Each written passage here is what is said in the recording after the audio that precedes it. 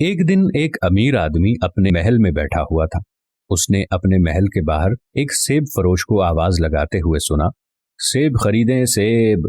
हाकिम ने बाहर देखा कि एक देहाती आदमी अपने गधे पर सेब लादे बाजार में जा रहा है। अमीर आदमी ने सेब की ख्वाहिश की और अपने वजीर से कहा कि खजाने से 500 रुपए ले लो और मेरे लिए एक सेब लाओ। वजीर ने खजाने से 500 रुपए निकाले और अपने मुआविन से कहा कि ये 400 रुपए लो और एक सेब ले आओ। मुआविन वजीर ने महल के मुंतजिम को बुलाया और कहा कि ये 300 रुपए लो और एक सेब ले आओ। महल के मुंतजिम ने महल के चौकीदारी मुंतजिम को बुलाया और कहा, ये 200 रुपए ले लो और एक सेब लेकर आओ। चौकीदारी के मुंतजिम ने गेट के सिपाही को बुलाया और कहा, ये 100 रुपए ले लो और एक सेब ले आओ।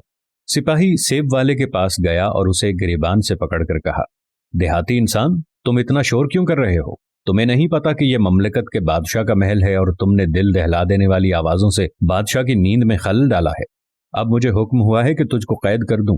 सेब फरोश महल के सिपाहियों के कदमों में गिर गया और कहा, मैंने गलती की है जनाब, इस गधे का बोझ मेरी मेहनत के 1 साल का नतीजा है। ये ले लो, लेकिन मुझे कैद करने से मुआफ रखो। सिपाही ने सारे सेब लिए और आधे अपने पास रखे और बाकी अपने मुंतजिम अफसर को दे दिए, और उसने उसमें से आधे रखे और आधे ऊपर के अफसर को दे दिए और कहा कि ये 100 रुपए वाले सेब हैं। अफसर ने उन सेबों का आधा हिस्सा महल के मुंतजिम को दिया। उसने कहा कि इन सेबों की कीमत 200 रुपए है। महल के मुंतजिम ने उन सेबों में से आधे अपने पास रख लिए और आधे असिस्टेंट वजीर को दे दिए और कहा कि इन सेबों की कीमत 300 रुपए है। असिस्टेंट वजीर ने आधे सेब उठाए और वजीर के पास गया और कहा कि इन सेबों की कीमत 400 रुपए है। वजीर ने आधे सेब अपने पास रख लिए और इस तरह सिर्फ 5 सेब लेकर अमीर आदमी के पास गया और कहा कि ये 5 सेब हैं जिनकी मालियत 500 रुपए है। हाकिम ने अपने आप सोचा कि इसके दौरे हुकूमत में लोग वाकई अमीर और खुशहाल हैं। किसान ने 5 सेब 500 रुपए के एवज फरोख्त किए, यानी 100 रुपए का एक सेब। मेरे मुल्क के लोग 100 रुपए के एवज एक सेब खरीदते हैं, यानी वो अमीर हैं। इसलिए बेहतर है कि टैक्स में इजाफा किया जाए और महल के खजाने को भर दिया जाए। और फिर यूं अवाम में गुर्बत बढ़ती बढ़ती बढ़ती ही चली गई। ये वाकया फारसी अदब से माखूज है। नाजरीन, यही हाल आजकल हमारा है।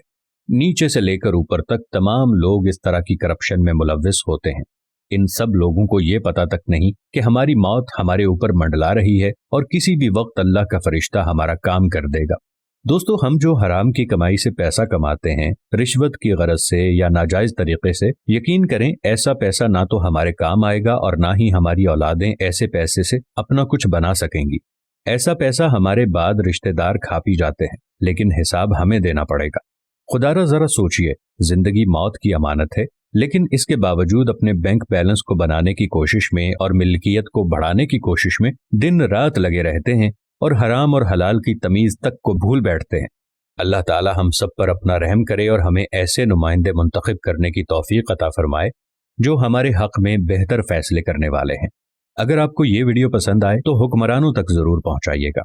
हो सकता है आपके एक शेयर से ये बात किसी के दिल में उतर